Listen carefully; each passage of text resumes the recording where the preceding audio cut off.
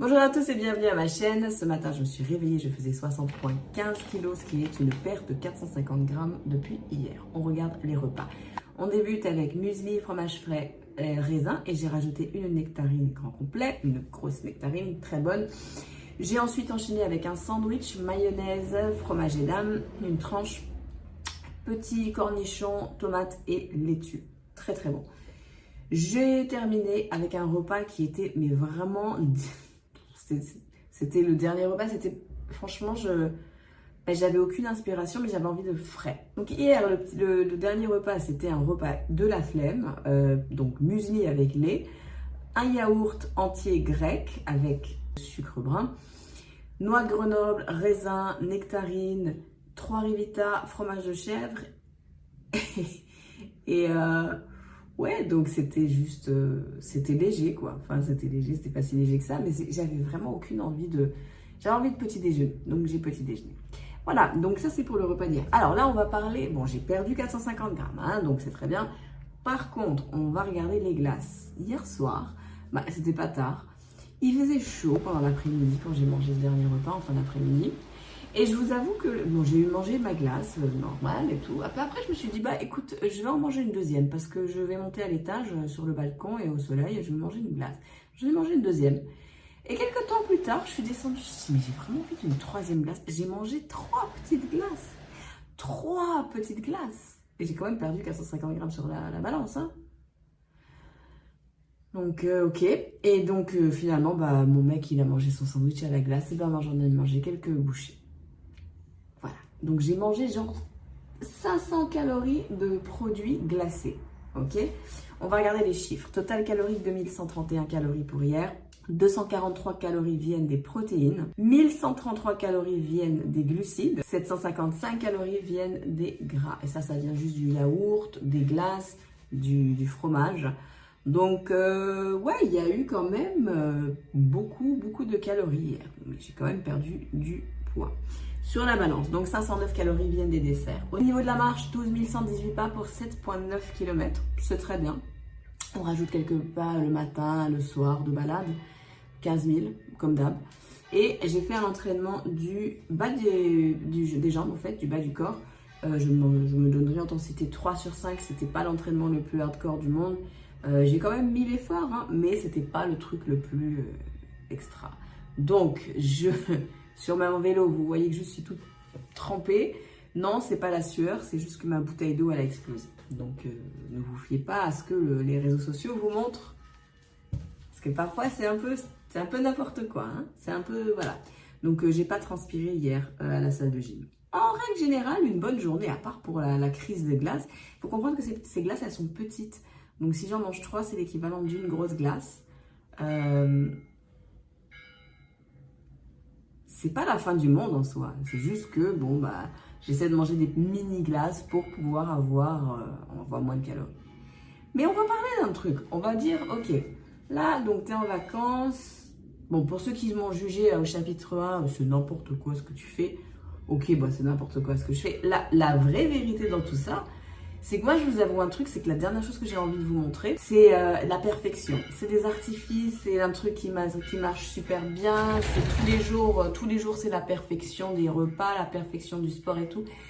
Parce que chaque jour, quand vous tentez de perdre du poids, il y a des hauts et il y a des bas. Il y a des hauts et des bas de poids sur la balance, mais il y a aussi au niveau de l'humeur et de vos envies. Et le problème, c'est qu'en fait, tout le monde qui fait une perte de poids sur Internet, vous devrez vraiment montrer ces chiffres chaque jour et parler de ses émotions. Parce que le problème, c'est que ça, c'est ce qu'on ne voit pas. Quand on voit quelqu'un, ouais, j'ai perdu 20 kilos en 2 mois, ok, super, mais je suis trop motivée, elle a fait. Moi, je veux savoir c'est qui cette nana. Je veux savoir combien elle pèse avant et après. Je veux savoir combien elle mesure. Comme ça, je peux me comparer. Parce que quand on demande le poids et la taille, c'est qu'on veut savoir si la personne est aussi petite, aussi grande que nous pour pouvoir comparer exactement à quoi on pourrait ressembler si on ressemblait à cette nana-là, si on avait la même taille et le même poids.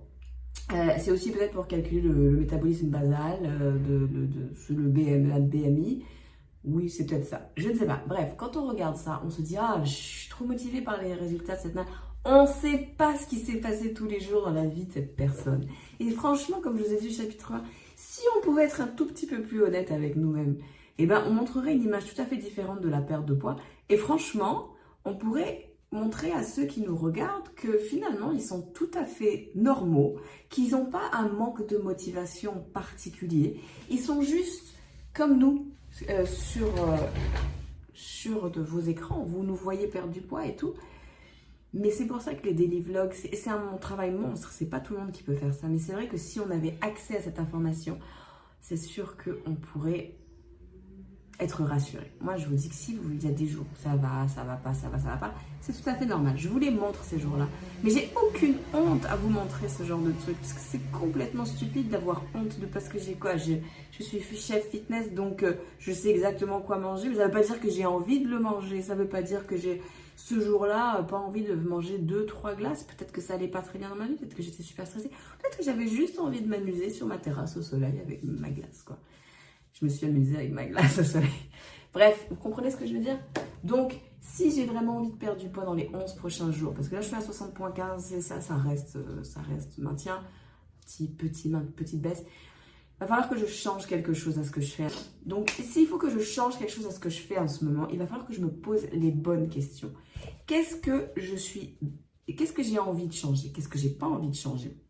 Perso, j'ai pas envie de changer mes menus, j'ai pas envie d'arrêter de manger ce que je mange le matin. Je suis très bien avec mon petit déj.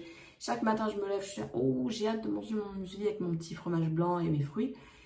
Les œufs, ça me plaît, c'est cool comme déjeuner, c'est pas compliqué, j'ai pas besoin de d'éplucher. Oh, je suis en vacances, donc très cool. Et le soir, c'est toujours là que soit on me nourrit par pitié, hein, merci mon chéri, soit je mange des sardines, des petites crudités et tout, et donc je comble avec les glaces. Donc ce qu'il va falloir que je change, si je veux rien changer à mon apport, à mes ingrédients, c'est peut-être commencer un peu de jeûne intermittent.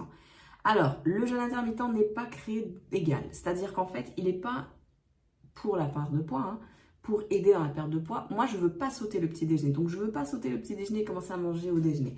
Parce que je sais très bien que mon problème, c'est le soir. Et c'est juste le soir qu'il faut que je travaille sur mes glaces, mes repas qui sont un peu farfelus. Donc, si je pouvais arrêter de manger le soir, eh ben, ça ferait une plage horaire. Et puis, avant d'aller se coucher, c'est génial d'avoir le ventre, pas vide, mais un peu plus digéré le repas du midi, quoi. Donc, si je peux manger plus à midi et essayer de manger un peu moins le soir, et bien peut-être que ça me permettrait d'aller chercher 1, 2 ou 2,5 kg de moins en 11 jours. On ne va pas dire 10 kg, non. Mais 1 ou 2 kg de moins dans les 59. Je vais avoir le 59. Donc je vais essayer aujourd'hui. Puis ça ne veut pas dire que je vais réussir, hein. Vous savez, c'est bien d'y aller graduellement, de faire des transitions. Là, en 11 jours, la transition, elle ne va pas être longue, hein. Donc je vais essayer ce soir quand je rentre. Bon, je vais boire de l'eau, je vais m'occuper. Je vais essayer de ne pas manger mon repas du soir. J'aurai très faim en me réveillant le lendemain matin. Ça tombe très bien parce que je mange très tôt. Je mange à 8h30. Je me réveille entre 6h30 et 7h.